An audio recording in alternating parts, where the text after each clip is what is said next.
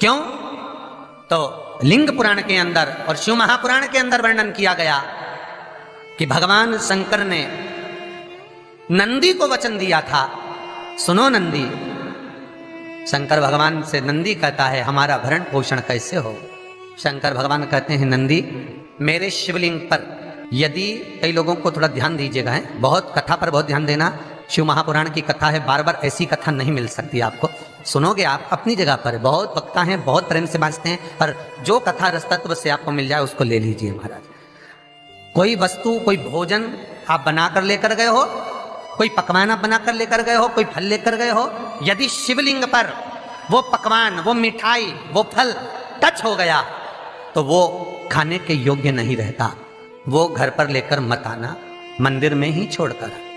यदि भोजन, पकवान, मिठाई, शिवलिंग यहां पर है और भोजन का भोग तुमने इतनी दूर से लगाया है, फल इतनी दूर रखा है, वो शिवलिंग पर टच नहीं करा गया है, तो उस प्रसाद को, उस फल को आप पा सकते हो, उसको खा सकते हो। पर जो शिवलिंग पर टच हो गया फिर वो केवल नंदी, श्रृंगी, भृंगी, प्रेतों का, भूतों का, आहूतों का भाग होता है।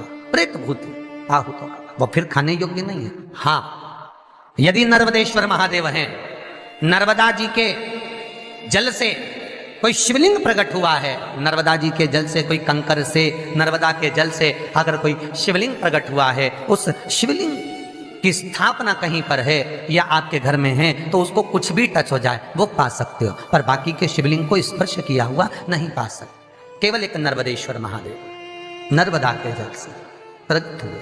कई लोग पूछते हैं ये सांप है कौन, ये सर्प है कौन, तो उसको बताओ ये भगवान शंकर के गले में जो एक सांप पड़ा हुआ है ये भगवान विष्णु हैं। और शंकर भगवान के सिर पर जो जटा में सांप दिखता है, वो हाथ में सांप बंधे रहते हैं, वो दो हाथों में, कमर पर, सिर पर, केशों पर जो सांप 5 नजर आते हैं वो, तो बताओ ये शंकर भगवान की 5 लड़कियां हैं, जया, विषहरा, शामली बारी, दो तली और देव।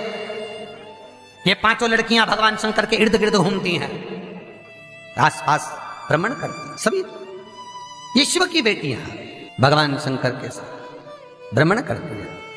5 जया, विषहरा, शामली बारी, दो तली और देव, ये जो 5 पुत्रियां थी शंकर भगवान की, ये वासुकी को दी गई थी महाराज, क्योंकि ये सर्प की योनि में थी, इसलिए ये वासुकी नाग को प्रदान करी गई थी। वासुकी नाग कौन सा?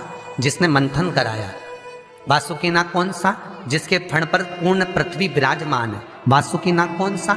जो निरंतर देवताओं के हित के लिए कार्य करता रहता है। एक पान के पत्ते के ऊपर, मात्र पान जानते हो, वो खाने वाला जो पान करता है उसका पत्ता, पान के पत्ते के ऊपर जो चंदन से शंकर के नाम, पार्वती का नाम और ब्रह्माणी सरस्वती का नाम लेकर शिव को समर्पित कर दे महाराज, उसकी भी तिथि बताइए, बड़ी सुंदर है।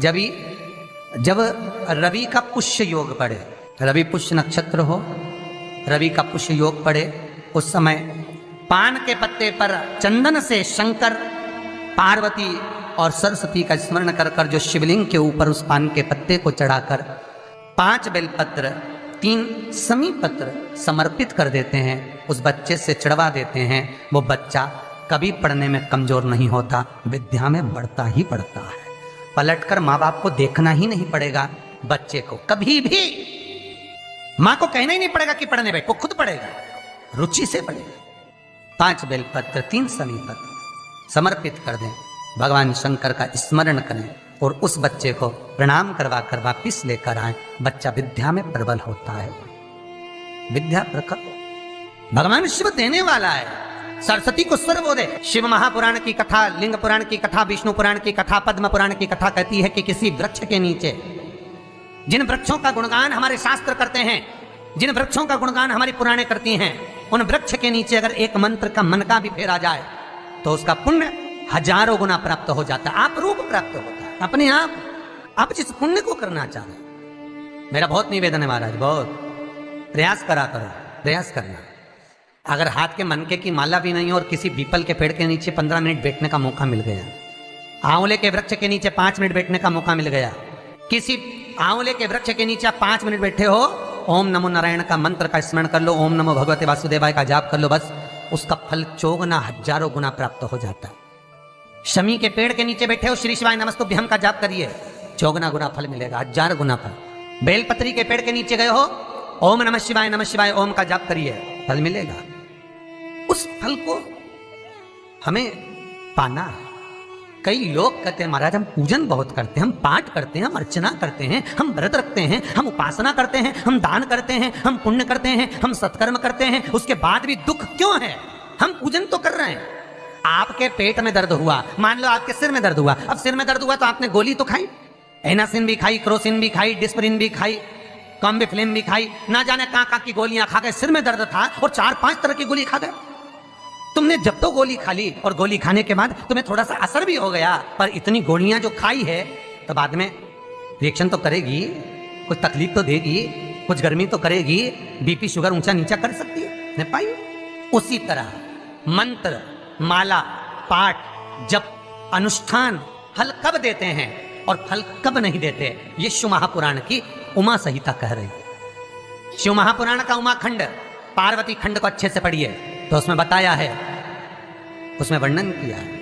हम पाठ करने बैठे, इतनी बड़ी पोथी लेके लोग बैठ जाते हैं, पहले राम रक्षा स्तोत्र पढ़ लिए, फिर ये पढ़ लिए, गीता जी का अध्याय पढ़ लिया, ये पढ़ लिया, ये चालीसा, दुर्गा चालीसा, शिव चालीसा, तांडव, ये मंत्र जप लो, वो मंत्र जप लो, फिर कोई महाराज बता गया वो मंत्र जप लो, फिर कोई महाराज बता गया वो मंत्र जप लो, ये वाला देवता ला के अलमारी में रख लो। इतनी बड़ी पूजन की अलमारी, बस इतनी बड़ी, ज्यादा से ज्यादा होगी तो इतना बड़ा पूजन का घर, कमरा, उसमें इतना सारा देवता।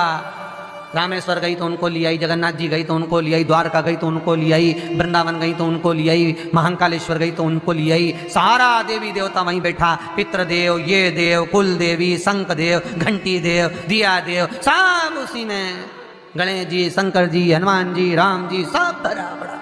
और पूजन करने सुबह से आई, सुबह से इतनी सी शक्कर लाई कटोरी में, इतनी सी शक्कर कटोरी में, भगवान को नहला धुला के कटोरी धर दी, इतनी बड़ी अलमारी में सारा देवता ऐसा कसा कसाया बैठा है, सारा देव। तीर्थ करने फिर गई तो गणेश जी शंकर भगवान से बोले पिताजी फिर जा रही है। शंकर भगवान बोले बेटा खसक के बैठो, फिर पकड़ के लाएगी किसी के, बैठ फिर लाएगी किसी, फिर ले गई, फिर रख दिया। पूजन करने आई, कलश रख दिया, मंदिर में ही ढुल गया, भगवान पूरा गीला हो गया। गणेश जी शंकर जी से बोले पिताजी पूरा गीला करके चली गई। शंकर भगवान बोले बेटा तो कल ही आएगी, दिया लगा के गई तो गीले में बैठो, अब नहीं आने वाली।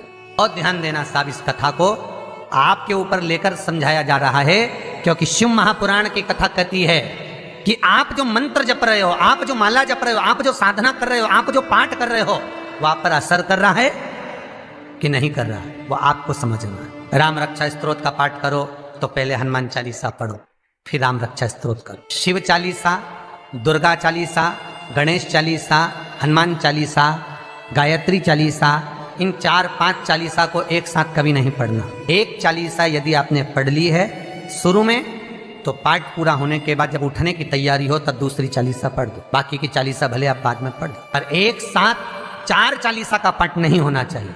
पाठ करने बैठे हो, किसी एक मंत्र की माला जप रहे हो, ओम नमः भगवते वासुदेवाय जपा, या शंकर जी का मंत्र जपा, या गुरु का मंत्र जपा, या ये मंत्र जपा, या वो मंत्र जपा, उस मंत्र को जपने में बीच में कुछ गैप होना चाहिए। एक साथ रट्टा मार पे ओम नमः भगवते, ओम नमः भगवते, श्रीमन्नारायण श्रीमन्नारायण, ओम नमः शिवाय, ओम नमः शिवाय, फिर ये जप लो वो